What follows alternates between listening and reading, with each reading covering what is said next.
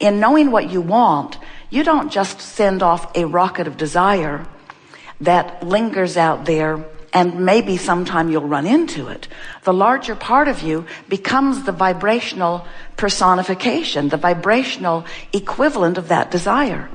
For example, if you are sick and experiencing the discomfort of it, you are emanating the other end of that vibrational range simultaneously. In other words, you can't activate the sick vibration without activating the well vibration, because every subject is two subjects, and when the subject is activated, the full range of it is activated.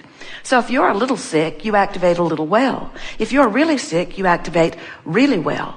If you are missing some money, you activate some money. But if you're really missing some money, you really activate some money. Are you following? Because there are two equivalent ends to this vibrational range. So as you sift through life and you are becoming because of the vibrational rockets that you are sending forth, this becoming is happening in what we are calling a gathering of cooperative components. In other words, it's this vortex of creation where everything that you're asking for is being held in vibrational reachability or vibrational readiness for you. That's how all things expand. It's how the expansion of all species occurs. It's how the expansion of the universe occurs. It's how you as a creator are expanding.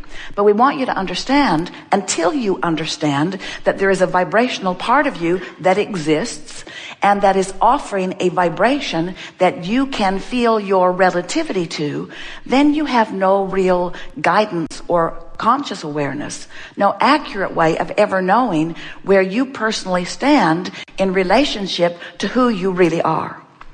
Now, we think that's a really important thing to understand, because every emotion that you feel is about exactly that.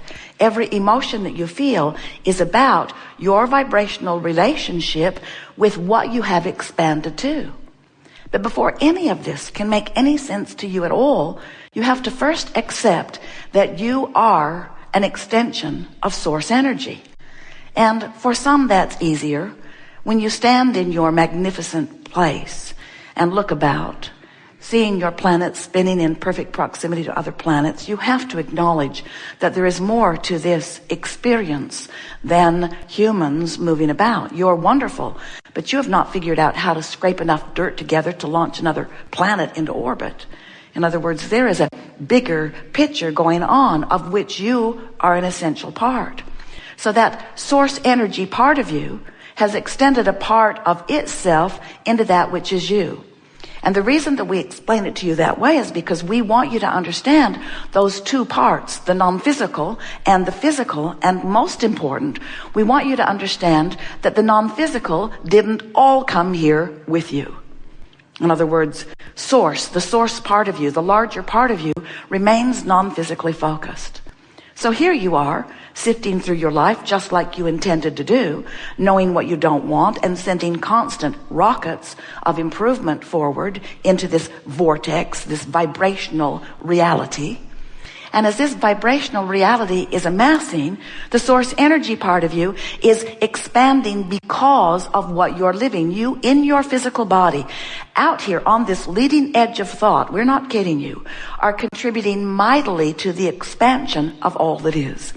And the only difference between you and the source energy part of you, the only part that matters, is that the source energy part of you takes your expansion in the moment that you launch the rocket. In other words, when you know that you want to be well, source energy doesn't linger in sickness, justifying why it wants wellness. When you ask for more money, the source energy part of you does not go outside of the vortex and justify why the money is necessary, or defend, or talk about how long it's been missing. The source energy part of you accepts the request and vibrationally becomes it because, and this is what the difference between physical and non-physical really is, the source energy part of you holds no resistance to the things that you desire, while you often do. You don't mean to hold resistance to what you desire. But most of you have let what is train you into your expectations. You let what is train your vibrational frequency. So as you let what is train your vibrational frequency, then you disallow your fast movement toward what you really prefer. We're going to be talking a lot today about vibration. We're eager to talk with you about anything that is important to you. But the majority of what we will be offering in response to what you are asking is assistance in helping you to shift your patterns of thought into frequencies that allow more of what you want.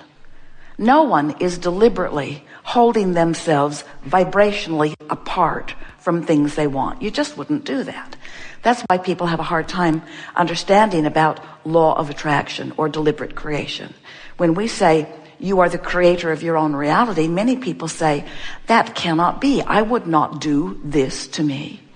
But we want you to understand, we didn't say you're doing it deliberately, but we always say you're doing it. And the reason that we say you're doing it is because you are offering a vibration and no one else can offer your vibration, and your vibration equals your point of attraction, and your point of attraction equals what you're getting. Now, it's true that you can be influenced by what is around you, and that's happening to a lot of you. You are influenced by what's around you because you are observing what's around you. So if what is around you, in terms of finances or in terms of physical well-being or in terms of government or in terms of world affairs or in terms of anything, if you are observing what is, and so what is the reason that you are offering the vibrational frequencies that you are offering in those patterns that eventually become beliefs, as those patterns of thought are chronically offered by you, law of attraction matches you with things that match them. So it's an interesting thing. You run across something and you observe it. And as you observe it, you begin to offer a vibration about it. Now, if you just offered a swift vibration about it and got on to something else, not much about it would affect you.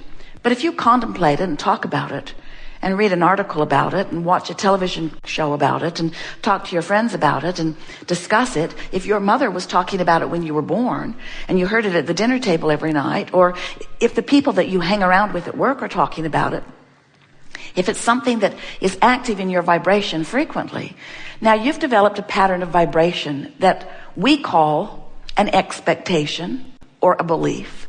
And those patterns of vibration equal your point of attraction. So now it gets very interesting.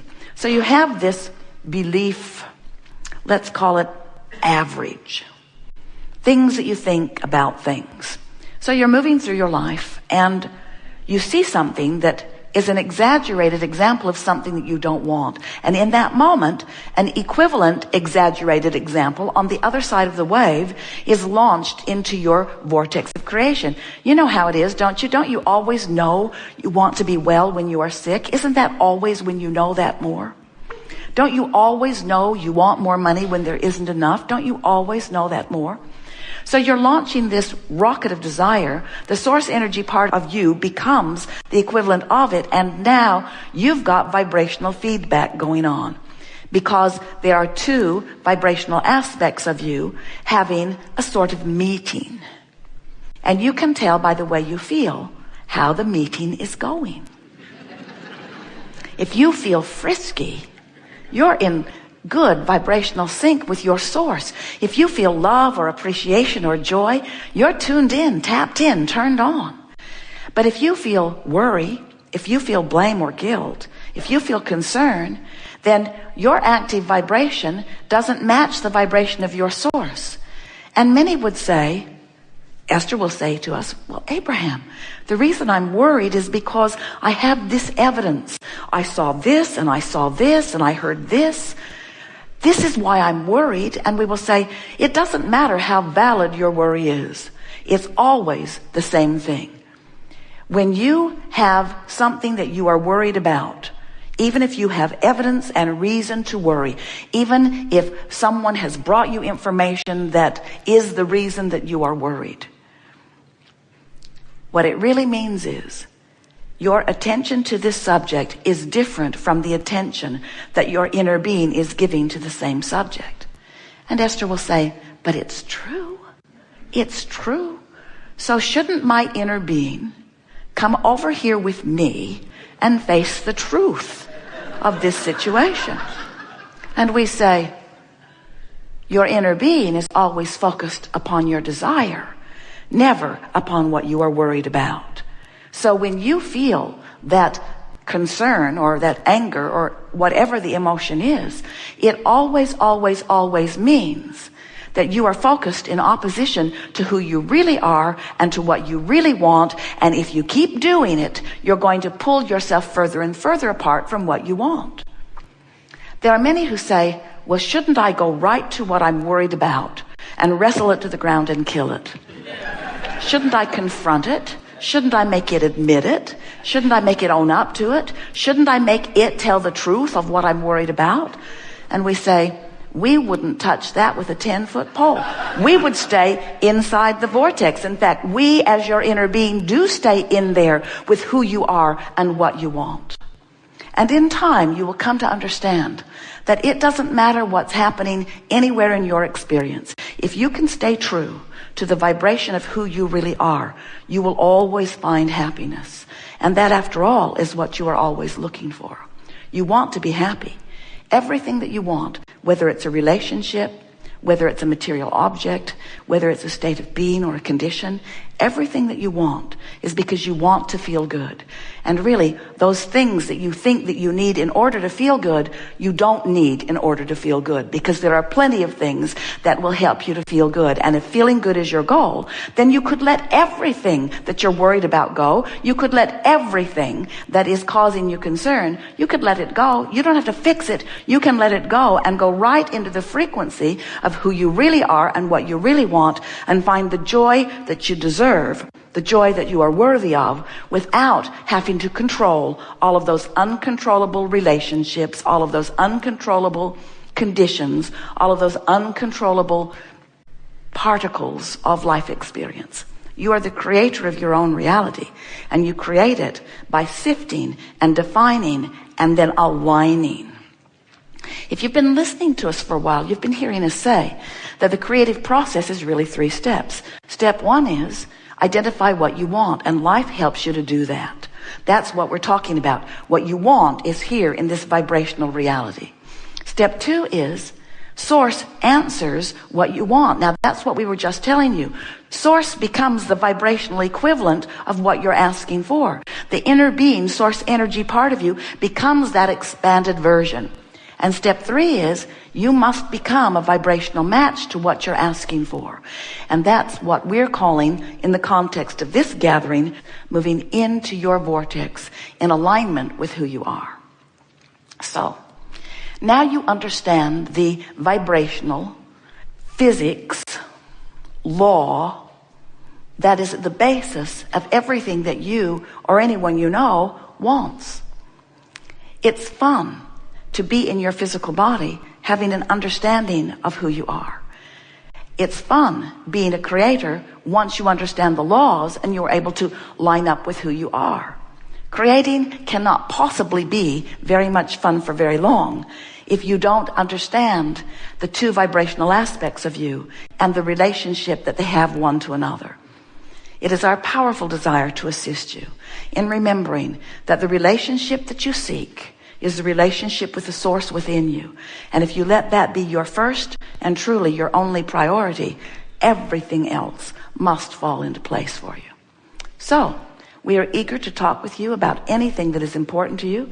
Nothing is off limits. You will notice a perfect unfolding. If you have heard what we've been saying to you just now, then you understand that this gathering has already happened in the vortex. And so now, together, it will unfold in a manifestational way that will, it is our promise to you, answer everything that you've come here wanting to understand and more. We're talking to you at all levels of your being.